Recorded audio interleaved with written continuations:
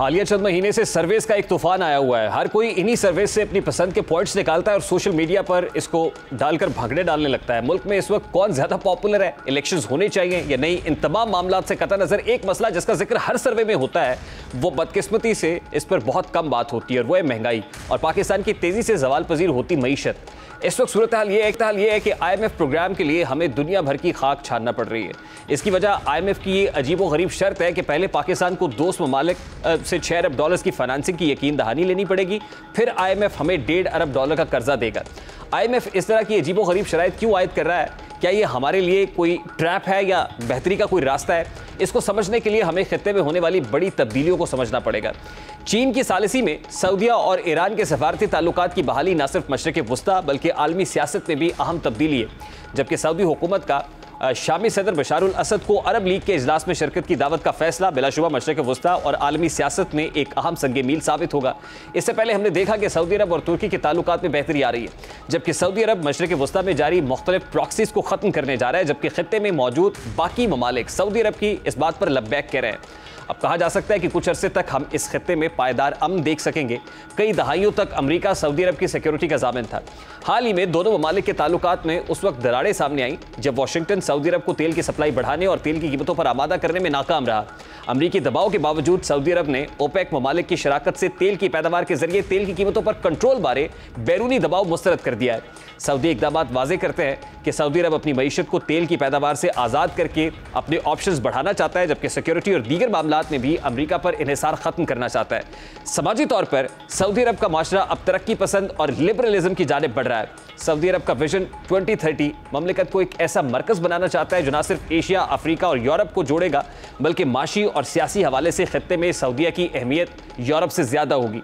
मशरिक़ वस्ता में खित्ते के दो बड़े मुखालिफिन को खामोश सिफारतकारी के जरिए एक टेबल पर ला बिठाना आलमी सियासत में चीन की बहुत बड़ी कामयाबी है। चीन ने ईरान और सऊदीया डील से न सिर्फ आलमी सियासत में अपनी सिफारतकारी की अहमियत को मनवाया है बल्कि मशरिक़ वस्ता की सियासत और मईशत में अमरीका की जगह अहम पोजीशन हासिल कर ली है। चीन का मुकाबला करने के लिए अमरीका का सियासत और सफारतकारी की बजाय ताकत के इस्तेमाल पर इन्हिसार से खित्ते में अमरीका के लिए नफरत बढ़ रही है।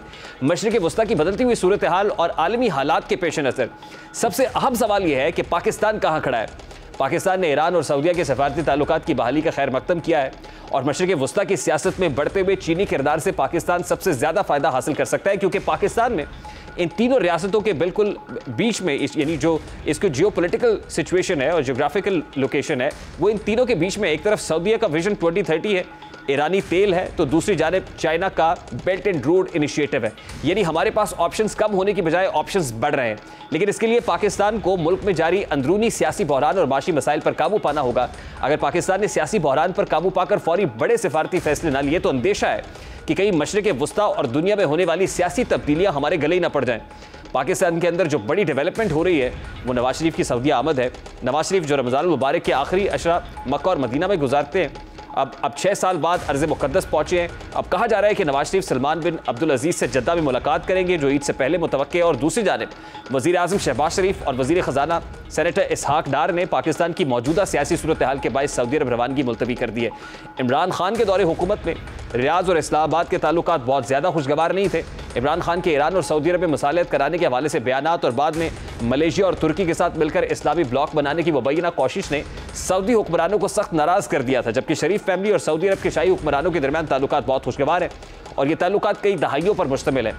जनरल मुशर्रफ के दौर में शरीफ खानदान को पनाह वहाँ मिली और 2013 में जब नवाज शरीफ की हुकूमत आई तो पाकिस्तान और सऊदी अरब के ताल्लुकात में बेहतरी की तरफ ये ताल्लुकात गामजन दिखाई दी और सऊदी अरब ने हमेशा पाकिस्तान की मईशत को बेहतर करने के लिए माली मदद की है और अब भी इसी तरह की तवक्को की जा रही है। मौजूदा हुकूमत इस वक्त सऊदी अरब से IMF के लिए गारंटी चाह रही है, इसलिए नवाज शरीफ की सऊदी आमद को बहुत अहम समझा जा रहा है। नवाज शरीफ या मुस्लिम लीग नून की हुकूमत को क्रेडिट जाता है कि उनके दौरे हुकूमत में CPEC पाकिस्तान आया और इस पर काम बड़ी तेज़ी से शुरू हुआ, जबकि नवाज शरीफ के दौर में बड़ी सऊदी इन्वेस्टमेंट भी पाकिस्तान आई। बदकिस्मती से इन्हीं दोनों ममालिक को खान साहब ने अपनी हुकूमत में आने के बाद नाराज़ किया। तब वो अमरीका को खुश कर रहे थे, लेकिन जाते जाते वो अमरीका और यूरोप को भी नाराज़ कर गए और पाकिस्तान बदतरीन सियासी तन्हाई का शिकार हुआ।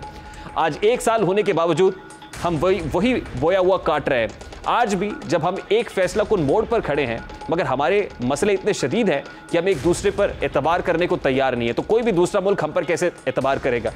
ये वो वक्त है जब पूरी कौम को एक जगह खड़ा होना है। और मुस्तकबिल के बारे में फैसले करने हैं, क्योंकि तारीख गवाह है कि पिछला 1949 में लियाकत अली खान के अमरीकी कैंप में जाने का किया था और आज 75 साल बाद हमें समझ में आया कि ये फैसला गलत था। अब हमारी नस्लें अगले 75 साल का इंतजार तो नहीं कर सकेंगी। और बड़ी इंपॉर्टेंट डेवलपमेंट जो इस वक्त at this point in time हो रही है वो इसहाक डार साहब की तरफ से आज अपने ट्विटर हैंडल के ऊपर दिए हुए पैगामात भी हैं, जिसमें वो कह रहे हैं कि यूएई की तरफ से $1 अरब की कमिटमेंट आ रही है, सऊदी अरब से $2 अरब की कमिटमेंट आ रही है और चीनी कमर्शियल बैंक्स की तरफ से आपसे पहले $700 मिलियन आ गए हैं। अब जो लास्ट ट्रांच है $500 मिलियन की वो भी आ जाएगी।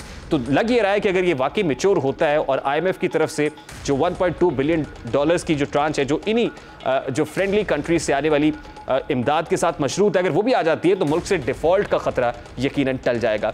अभी एक ब्रेक लेंगे और ब्रेक के बाद जब वापस आएंगे तो मुल्क की तारीख का सबसे बड़ा जो डिजिटल स्कैंडल, डिजिटल फ्रॉड है वो आपके सामने रखेंगे इस ब्रेक के बाद हमारे साथ।